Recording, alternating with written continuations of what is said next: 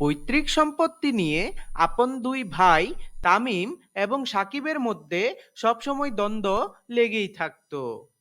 তাদের অত্যাচারে অতিষ্ঠ হয়ে প্রতিবেশীরা গ্রামের মুরলদের কাছে বিচার দিলে গ্রামের মুরল তাদেরকে নিয়ে একটি সভার আয়োজন করেন এবং সিদ্ধান্ত দেন, দেখো, ভাইয়ে ভাইয়ে ঝগড়া বিবাদ করা কখনোই ভালো নয়। তোমাদের জন্য তোমাদের প্রতিবেশীরাও অনেক কষ্ট পাচ্ছে। আমার মনে হয় তোমাদের উচিত পাশের জঙ্গলে দুই ভাই মিলে 2টা দিন কাটানো।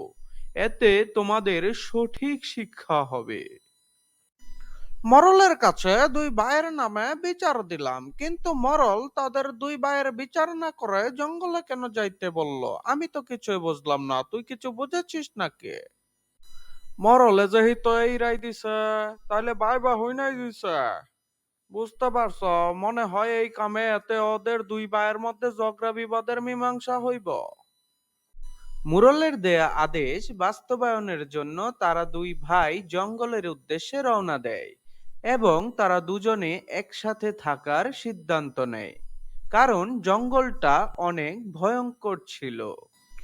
যখন তামিম আর সাকিব জঙ্গলের একেবারে গহীনে প্রবেশ করে, তখন তাদের ভেতরে ভয় ঢুকে যায় এবং তারা বুঝতে পারে যে একে অপরকে সহযোগিতা করা ছাড়া হয়তো এই জঙ্গল থেকে আর তারা দুজনের কেউই বেঁচে ফিরতে পারবে না। তারপর তারা জোরে জোরে কান্না করতে শুরু করে।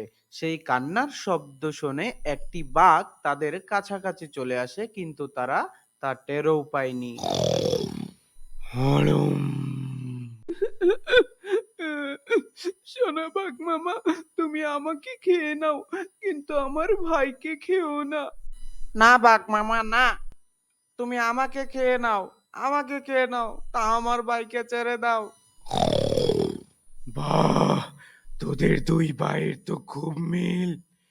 আমি তোদের দুই ভাইকেই মাফ করে দিলাম। এই বলে বাঘমামা চলে গেল এবং তারা দুই ভাই নিজেদের ভুল সম্পর্কে বুঝতে পারল। সুতরাং আমরা কি শিখলাম? কখনোই ভাই ভাইয়ে দ্বন্দ্ব করতে নেই।